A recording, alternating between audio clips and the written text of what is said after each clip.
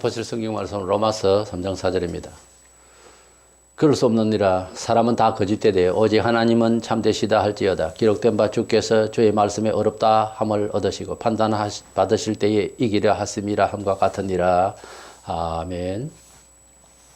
이번 주 오후부터 구원의 확신을 위한 구원론에 대한 설명을 또 드리면서 은혜를 받고자 합니다. 오늘은 종교와 참된 구원이라고 하는 소주제로 말씀을 나누고자 합니다.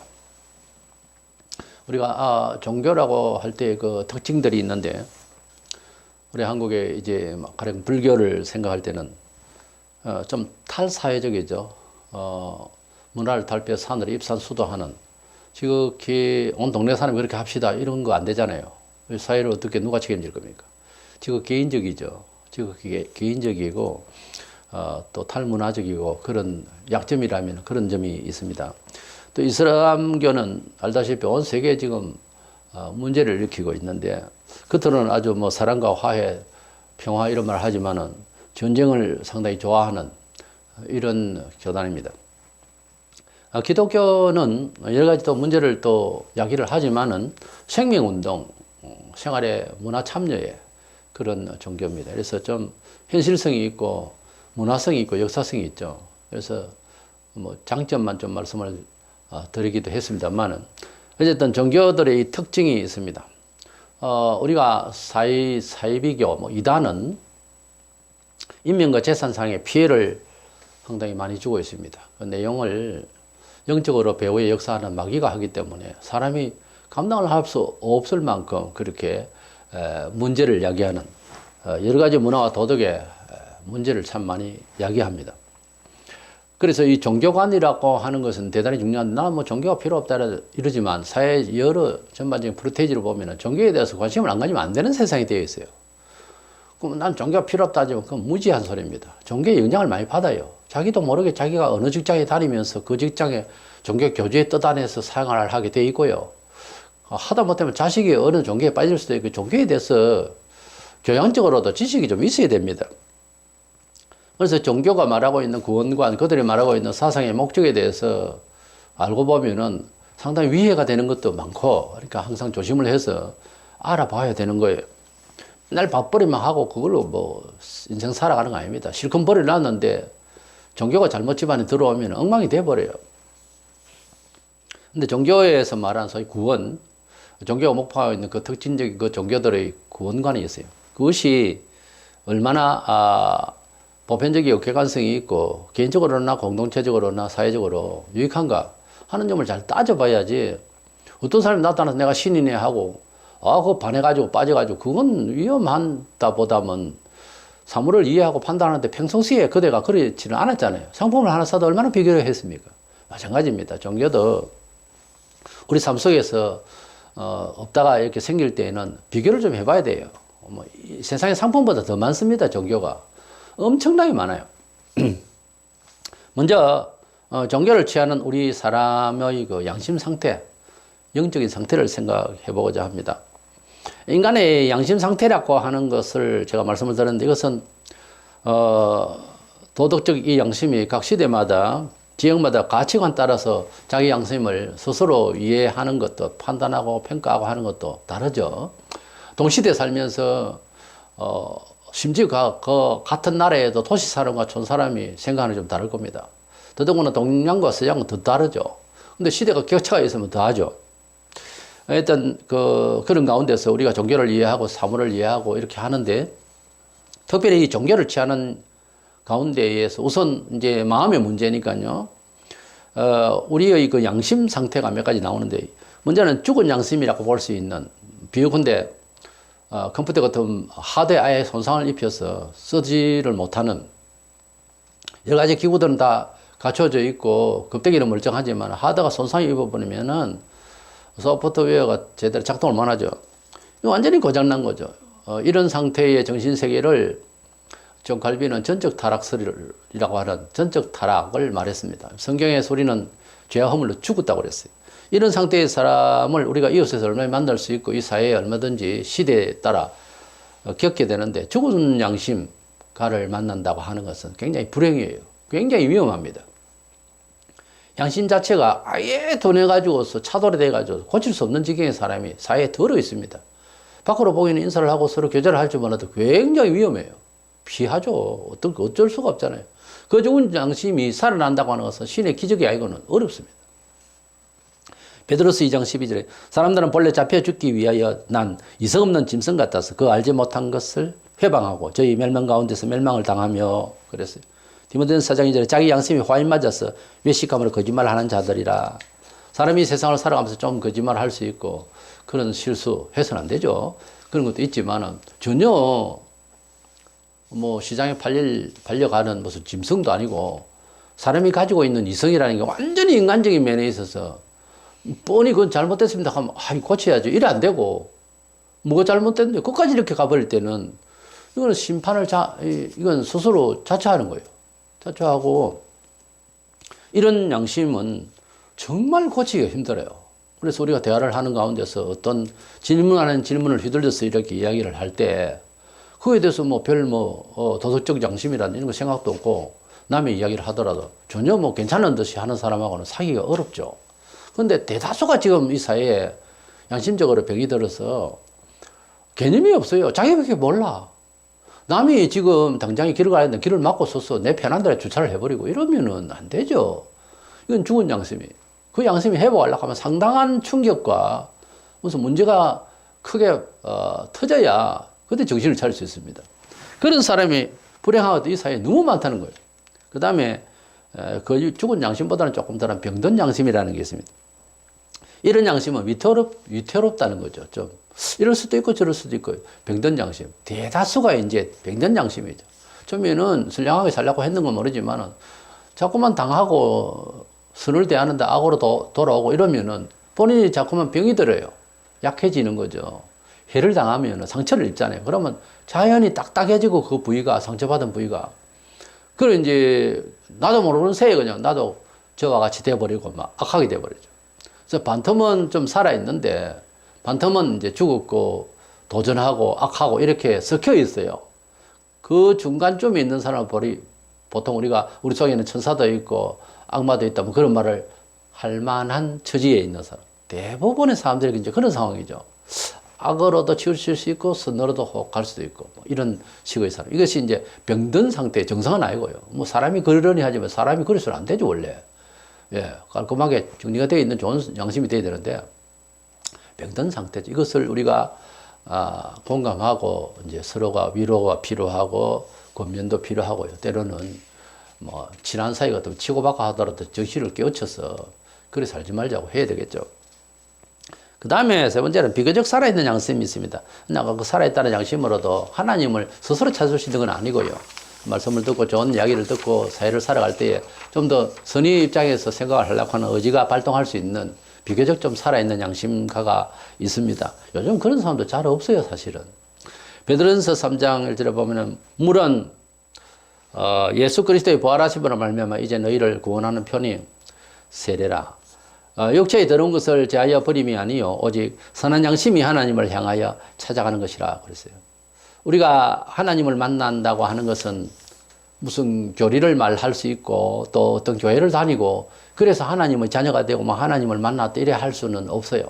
우리가 하나님을 만난다고 하는 것은 복음을 통해서 성령께서 우리에게 감화하시고 그렇게 양심적으로 하나님을 인격적으로 만날 수 있는 마음이 되는 거라는 거죠. 뭐 세례식을 받고 한다고 해서 하나님을 만났다 이렇게 볼 수가 없는 거예요. 물에 푹 빠져서 완전히 잠겨야 된다. 초기에 그랬다고 해서 침략해서 물에 아예 콕 잠그는데 뭐 다이빙 선수부터 뭐라고 깨끗해집니까? 물에 많이 잠그고 자시고 그것이 아니에요. 사실은 그거는 표식이에요. 표식. 이 성경이 그랬잖아요. 하나의 표라고 세례식은. 그래서 장로교에서는 보통 침례교 아닌데는 거진다 보면 그래서 영교회나 몇몇 침례를 하는 경우도 있어요. 그러나 이제 손에 물을 3번 찍어서 머리에 발라서 성부, 성자, 성령 이름으로 세례를 주는데 그것은 이래나 저래나 큰 차이가 없습니다. 단지 우리 양심이 하나님의 아들 예수 그리스도 앞에서 회개하고 그 양심적으로 하나님을 만날 수 있는 좋은 마음을 받았을 때 그것이 이제 세례를 정말 받은 거죠. 일반적인 우리의 사람의 양심, 그것이 살아있을 때 참 좋은 거예요. 어린아이들은 그래도 그런 대로 살아야죠. 근데 어린아이라도 부모의 영향을 받아 부모가 악하고 돈을 너무 좋아하고 기회주의고 아니면 폭력적이고 이러면 꼭 닮아요. 양심 다 베려놓는 거지. 학문을 하고 무슨 장래일을 생각하고 그거요 전부 양심의 바탕에서 다 깔려있는 지식으로 행동이 옮겨져요. 그래서 사람이 양심 운동이랄까 양심적으로 양심이 잘 보완돼야 돼요. 어린아이들이 어른이 하는 행동을 하지만 담배 피우고 술 마시고 성행위나 이런 것을 막으려는 이유는 좋은 양심으로 성숙한 어른이 되었을 때 큰일을 하는데 남에게 해를 끼치지 않고 좋게 선의로 창의력을 발휘할 수 있는 기초가 되기 때문에 그 양심을 상하게 안 하려고 하는 거예요. 어린아이들 어느 정도 자랄 때까지는 그 양심이 더러워지지 않도록 잘 보완을 해줘야 됩니다, 어른들이. 그래서 자꾸 말리는 거예요, 그런 일을. 어린이들이 그렇게 하지 말라고. 어린이도 마찬가지. 어른이 됐는데도 양심이 부드럽고 착하고 좋은 사람이 있는가 하면 흉악하게 변해버린 사람이 있어요. 다들 뭐 살기 어렵고 이런 세상을 살지만은 그걸로 가지고서 변명하면 안 되죠. 다 같은 사회를 사는데 양심을 버리는 것은 자기 탐심에 빠져서 절제하지 않아서 다 자꾸 버리는 거예요. 마태 19장 10절에 어떤 사람이 죽게 와서 가르쳐 선생님이요 내가 무슨 선한 일을 해야 영생을 얻으리까? 유대인으로서 하나님 앞에서 어떻게 선해야 내가 영생을 얻을까? 이렇게 물었어요. 그때 주님이 말씀하시기를요. 한번 6장 28절 29절에 보면 저희가 못해 우리가 어떻게 하여야 하나님 일을 하오리까? 이렇게 물었을 때에 앞에 사람은 또 선한 행위를 어떻게 하면 되겠습니까? 했고 여기 사람은 또 하나님이 일을 하려면은 어떤 게 있습니까? 그래야 내가 인정을 받겠습니까? 이렇게 물었어요. 그때 예수께서 대답하여 가르쳤을 때 하나님의 보내신 자를 믿는 것이 하나님의 일이니라.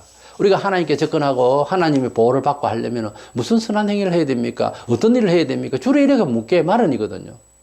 사람이기 때문에 죄인인 것은 짐작이 가고 무슨 방책이 없잖아요. 그러니까 어떤 행위를 통해서 인간응보 사상이 있고 왠지 뭔가 두렵고 뭐 좀 잘해야 되겠고 착해야 되겠고 그런 생각이 있어요.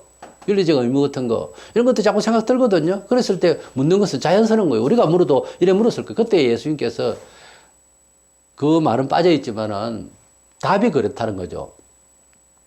너희들에게 하나님 아버지께서는 선한 행위라는 이런 걸 포기했다. 왜? 너희들 할 수 없는 지경이 있다. 영혼이 상태가 잘못돼 가지고 뭐 양심이 좀 착하고 그래 보일지 몰라도 너 영혼들은 다 완전히 죽어버린 상태다. 그러니 포기해라. 이런 뜻이에요.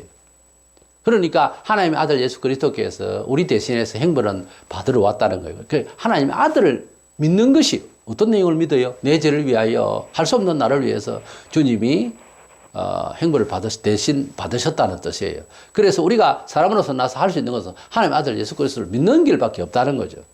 그래서 결론은 우리 종교심이라고 하는 것 또는 우리 양심이라는 것이 하나님을 만나려고 할 때에 뭐 다른 종교를 간다 하더라도 이 양심, 사람 양심으로는 이렇게 완전히 죽었거나 이제 반신반의할 수 있는 그런 이제 위태로운 상황이거나 아니면 좀 착하다 하는 양심마저도 이 사람의 마음을 가지고서는 하나님을 뭐 선의를 행하고 내가 어떻게 마음이 결정 이래 가지고서 하나님을 접근한다는 것은 안 되는 거다라는 거죠. 하나님의 아들 예수 그리스도께서 이 세상에 오셔서 십자가에 못 박혀서 우리 죄를 위하여 돌아가실 일이 없지 그러면 우리 사람이 할 수 있는 일이면 뭐 교육이나 하고 이런 것 같으면 끝나죠. 근데 그게 안 된다는 거예요. 어떤 종교든지 기독교 안에서도 믿을 때 그런 식으로 해가지고서는 우리 선행을 가지고서 우리의 뭐 행위를 안 낸다는 거예요. 예수 믿어도 아직까지도 그 생각을 못 떨치는 사람이 많아요. 초기에 유대교인들이 타락하고 종교가 외식되고 이래 했는데 예수님 왔다 아닙니까? 예수님 오셔서 내가 너희들을 위하여 죽었다. 그래서 감동받아서 처음에. 그런데 좀 있다가 보니까 오랫동안 말이죠. 율법의 행위, 착한 행위 또는 뭐 율법을 지키고 이래 하나님 좋아하신다. 이런 생각이 율법주의 구원 사상이 들어있는 거예요. 지금 우리 같으면 윤리적 사상이라는 거죠. 대부분의 종교에 보면 윤리가 있어요. 여러 가지 교리가 있고 카테고리에 딱 가둬놓고 이래 해야 구원받는다. 뭐 이런 원리가 있어요. 복잡하죠, 어떤 거는. 근데 그거 언제 다 지켰어? 안 됩니다, 그게. 어려워요. 그야말로 도라미 타버려요. 그러니까 우리가 할 수 있는 일은 우리가 그렇게 행동으로서 마무리할 수 없기 때문에 예수께서 우리 죄를 위하여 속죄받으셨으니 속죄를 위해서 죽으셨으니 믿으라는 거예요. 단지 우리가 예수님의 그 죽으심의 대속의 죽으심의 효력을 내 것으로 만들려 하면 회개라는 것밖에 없어요. 그래서 회개하고 믿는 것밖에 없죠.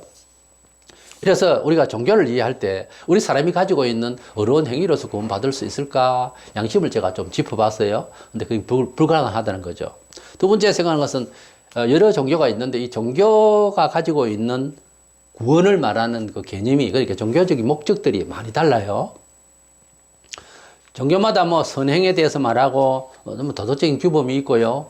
또는 복을 받는 기복에 대한 말도 있고 여러 가지가 있는데, 우선 우리가 세계 3대 종교니 뭐 4대 종교니 할 때 종교를 말을 할 때 같이 있어 보이고 이렇게 공적으로 말하게 되는 종교들은 주로 보면은 그 종교의 가치를 위한 경전이라는 게 있어요. 많은 종교가 있는데 경전도 없이 무슨 종교를 믿는다, 누구 말을 믿는다, 이건 처음부터 얘기가 안 되는 거고, 경전이 있어서 객관적으로 비판해 볼 수 있는 기회를, 여지를 두는 그런 종교 있죠. 불교의 경전도 있고, 기독교 성경이 있고, 회계 코란경이 있고, 뭐, 이렇게 이제 경전이 있는 겁니다. 그리고, 뭐, 한국에서 그것도 뭐 몇 년도 안 되는, 100년에 50년도 채 안 되는 그런 어떤 사람이 교주가 나타나가지고 뭐 천국을 이루고 뭐 신이라 그러고 그게 빠져가지고서 이단들이 굉장히 많아요. 내가 신이네 하는 사람이 한국에 40명이 넘는다고 그래요. 근데 우리 우물하는 개구리처럼 우리 안에서는 맞는가 모르지만 세계사적으로 보면 너무 짧잖아요. 아직 경험이 미숙하고 아직 너무 역사성이 짧잖아요. 그걸 뭐 대단한 종교처럼 생각해도 되겠습니까? 지금 기독교만 해도 2000년이고 불교 2500년이고 유대교는 수천 년이 되는데 이런 종교 앞에서 짤막한 몇십 년 안 되는 어떤 교제의 말에 빠져가지고서 불교는 불교보다 기독교보다 뭐 낫다 이런 식으로 나오는 것은 처음부터 우리가 삶을 살아가는 일상적인 문화의 태도가 그들 자신도 그렇지 않잖아요. 얼마나 따집니까? 그런데 이 뭐 전통도 없는 이런 상품을 하나 사는데도 몇 달 전에 이제 뭐 특별한 경우도 있겠지만 대부분 몇 달 전에 뭐 나타나가지고 공장에서 나왔는데 이거는 뭐 그동안에 10대 그룹에서 나온 것보다 낫고 어쩌고 혹 빠져가지고서 챙기면 그 상품이 옳다고 안 옳다고 어떻게 그 시간이 흘러보고 차를 하나 만들어도 약 5, 6개월 동안 시범을 해본다 하지 않습니까? 문제가 있겠는지, 우리 한국의 도로 사정에 잘 적응하겠는지. 그러고 난 뒤에 이제 그것도 또 판매를 했는데 또 뭐 문제가 생기면은 리콜을 하고 이런 상황인데 무슨 종교는 또 리콜이 안 되네? 재산상 다 피해받고, 뭔가 재산 다 바치고 뭐 이러고 난 뒤에 나중에 허탕 치면 뭐, 이런 말도 알 수 없어. 누가 책임질 겁니까? 종교 필요 없다, 뭐, 나는 없다 하다가 그런 당하는 수가 얼마나 많은지 모릅니다. 우리 종교가 역사적으로 많이 여러 가지가 나왔는데, 경전도 없고, 그리고 뭐, 그런 그 임산적인 역사성도 없고, 이런 데 대해서는 빠져서는 안 되겠죠. 먼저 몇 가지 보면은, 미개인 종교가 있습니다. 뭐, 천체, 나무, 동식물, 무생물, 자연을 섬기는 종교가 있죠. 스피노자라는 사람이 그런 말을 했습니다. 화란의 합리주의 철학자인데, 인간이 행복하려면은 자연을 닮아야 하는데, 신을 만나야 하는데 그것은 자연을 알고 자연의 법대로 사는 것이다. 이렇게 말했어요. 자연이 뭐 인생의 법이다는 거죠. 법자가 뭐 삼수변에 흐른다고 하는 뜻이었어요. 그 알것자로 썼어. 그래서 자연이 법이다고 하는, 법은 자연스럽다. 물 흐르듯이 살아야 된다. 거기에도 어쩌면 자연을 보고 법이라는 글을 만들었어요. 근데 자연을 주신 하나님을 만나야 되는 거예요. 자연이라고 위에서 밑으로 물이 흐르는데 하나님께서 거꾸로 올라가게 하실 수도 있는 하나님이세요. 그러니까 그 자연의 힘 원리보다 그 위에 계신 분을 더 믿어야죠.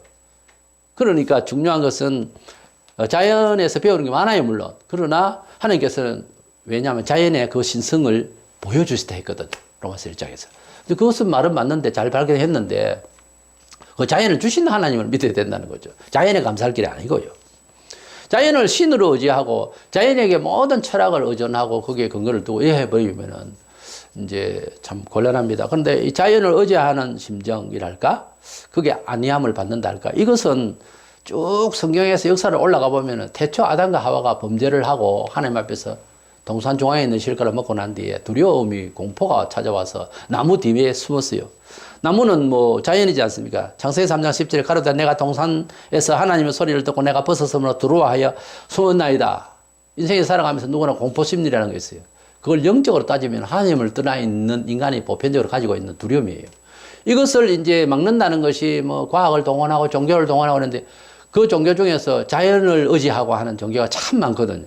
근데 이 자연을 의지하는 게 태초 아담과 하와가 하나님을 불순종하고 난 뒤에 온 공포를 감춘다고 하는 것이 나무 사이에 숨었다는 거예요. 나무를 의존한 거죠. 자연을 의지한 거죠. 그 형식이 세월이 흐르면서 여러 가지가 나오더라도 결국은 하나님 앞에 직접 잘못했습니다. 바로 안 나오고 자연을 의지한다는 자체는 결국은 이건 자연 종교에 귀착되는 그런 근거가 되는 거죠. 세상 종말에도 가면은 하늘에서 뭐 별이 떨어지고 불덩이 떨어지고 막 우박이 막 45kg짜리 떨어지고 이런 무서운 시대가 올 것인데 이때에도 역시 사람은 생각하는 것이 하나님 우리를 살려주세요. 이게 아니고 또 자연을 의지합니다. 계시록 6장 15절에 보면 땅의 임금들과 왕족들과 장군들과 부자들과 강한 자들과 각종과 자주자가 굴과 산, 바위 틈에 숨어 그랬어요.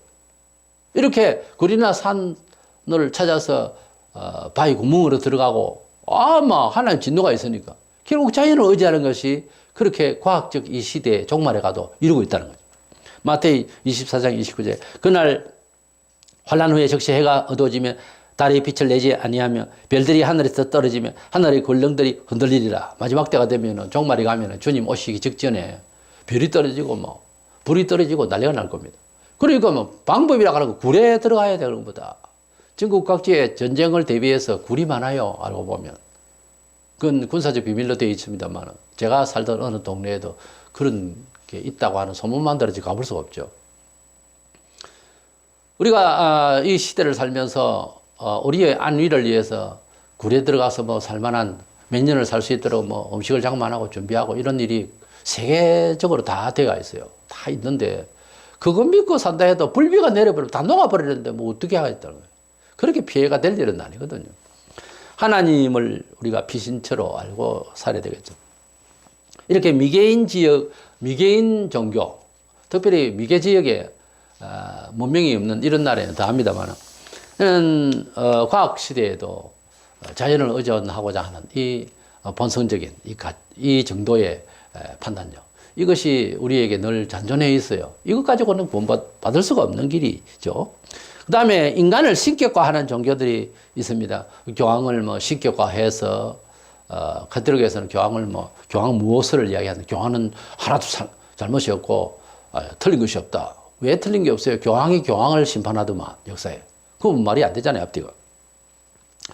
그래서 이단들이 뭐, 하나님이라는 사람이 멀쩡하게 우리나라에서, 하나님, 주여, 이러고 이제 경배를 받고, 완전히 개그 콘서트도 아니고 무슨. 근데, 개콘에는 그런 프로그램이 그래서 웃기자고 하는 거지만 실제 그러고 있거든요. 어째서 사람이 그래서 하나님입니까? 하나님이 밥 먹고 똥 누고 그럽니까? 하나님은 건강을 내서 철봉하고 이러더라고요. 어떤 사람은. 박모씨라는 사람은. 무슨 하나님이 건강을 내서 철봉을 해요? 야마 8장 44절에 너희는 너희 아비 마귀에게서 났으니 너희 아비의 욕심을 너희도 행하고자 하나니라. 저는 처음부터 살인한 자여 진리가 그 속에 없으므로 진리에 서지 못하고 거짓을 말할 때마다 제 것으로 말하는 이는 저가 거짓말장이요 거짓의 아비가 되었음이니라.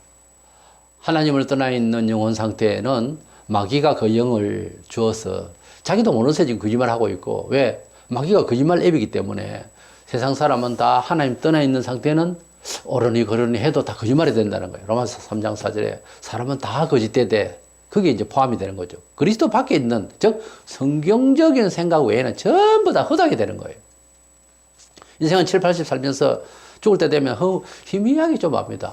그냥 허무하다. 허무한 게 아니고 헛된 거죠. 다 그렇게 노래하잖아요. 그거 정확하게 깨달은 겁니다. 왜? 마귀에 가면 허망하게 돼요. 진리 안에서 지금은 이해되지 아니하고 지금은 별로다 싶어도 하나님 성경 진리 안에서 살려고 하면 반드시 후회하지 않는 삶을 거두게 됩니다. 믿기를 바랍니다. 인생은 범죄한 아담이 후손으로서 죄를 안고 태어났고 그 마귀가 가져다주는 여러 생각들을 받아서 살게 됩니다. 우리 기독교가 알고 있는 우주관 또는 역사관이 있습니다. 에베소 2장 2절에 너희의 허물과 죄로 죽었던 너희를 살렸었다. 그때 너희가 그 가운데서 행하여 이 세상 풍속을 쫓고 공중권세 잡은 자를 따라서니 그 지금 불순종의 아들들 가운데 역사하는 영이라. 공중권세 잡은 자라고 이 세상을 지배하고 있는 공중권세자라는 것은 이 세상을 지배하고 있는 영을 말합니다.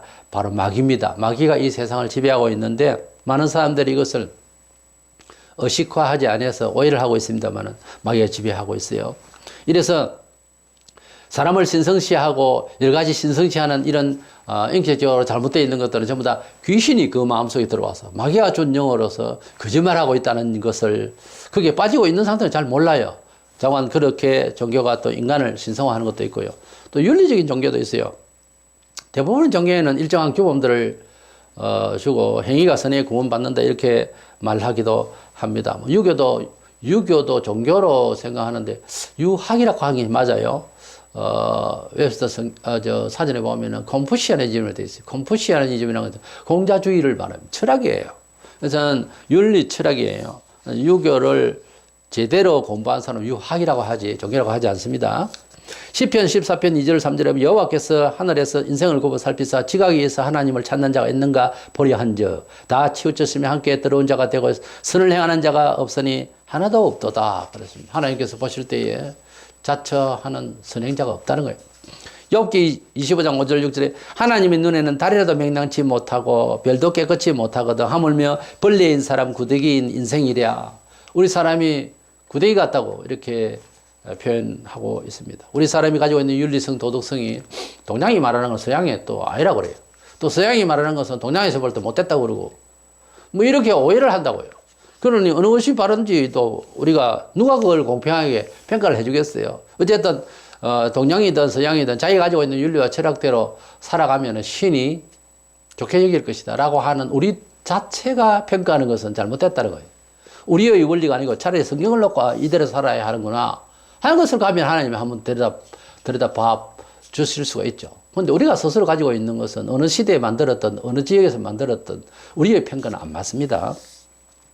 그 다음에 지금 이제 물질 만능, 과학 만능주의가 대두되고 있는데 20세기 말에 드디어 이제 일반 이런 종교보다 더 무서운 게 이제 과학 만능입니다. 과학 만능은 결국은 사람으로 하여금 정서와 도덕성 있는 것을 파괴하고 결국은 유물사상주의로 물질적인 이런 사고방식으로서 가치를 평가해 돈 많으면 부자고 집을 잘 지었고 멋있으면 그 사람 괜찮고 이렇게 돼버려요.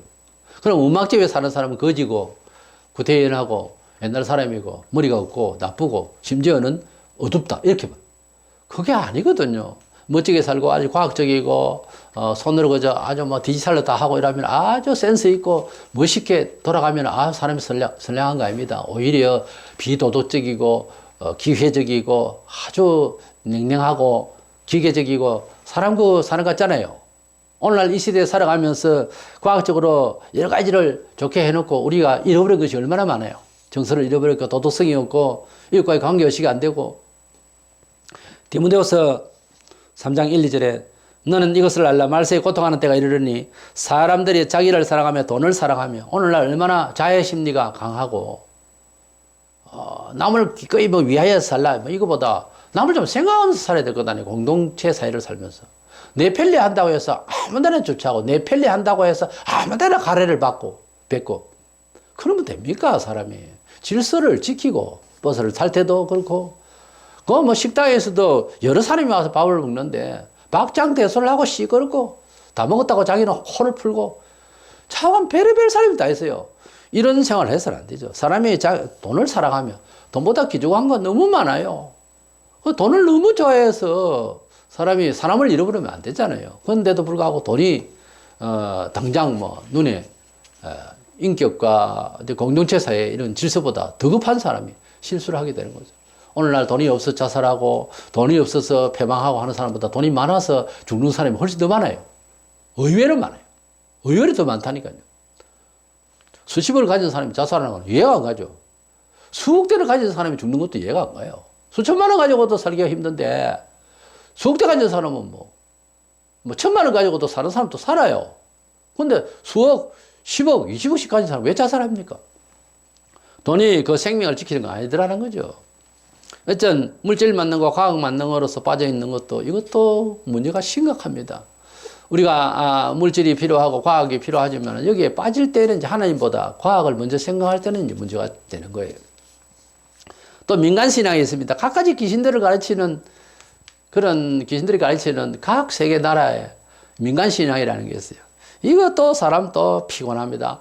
사도행전 17절 23절에 내가 두루다니며 너희의 위하는 것들을 보다가 알지 못하는 신에게라고 새긴 단도 보았으니 그런즉 너희가 알지 못하고 위하는 그것을 내가 너희에게 알게 하리라.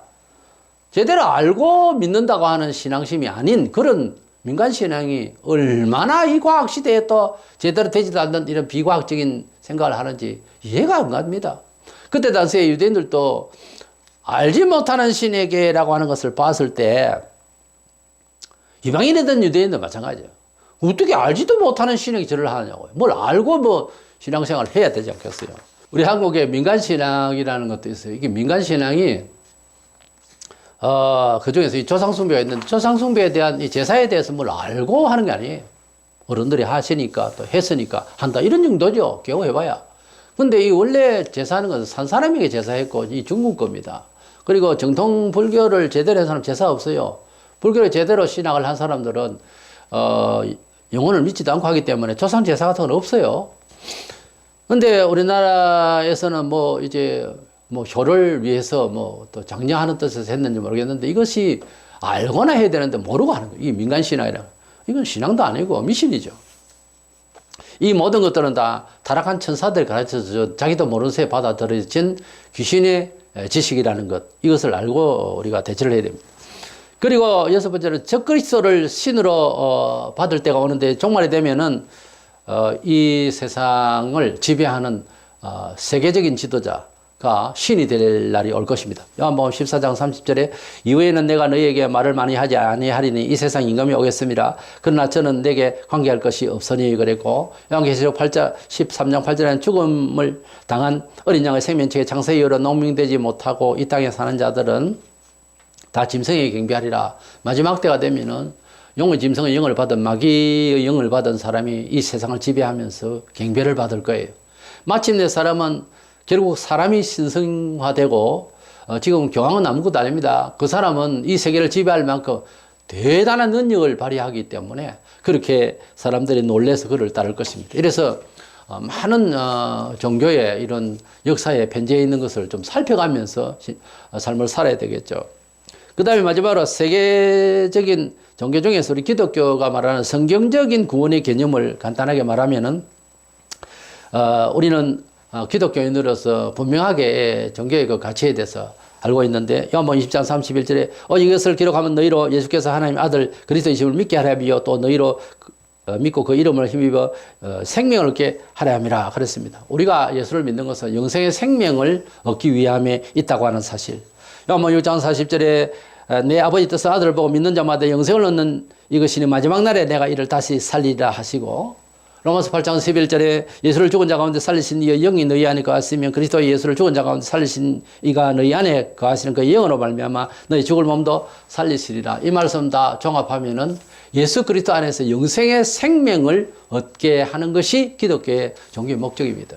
이래서 예수를 믿는 것은 영원한 부활의 영생의 생명을 우리가 소유하게 된다고 하는 놀라운 사실입니다.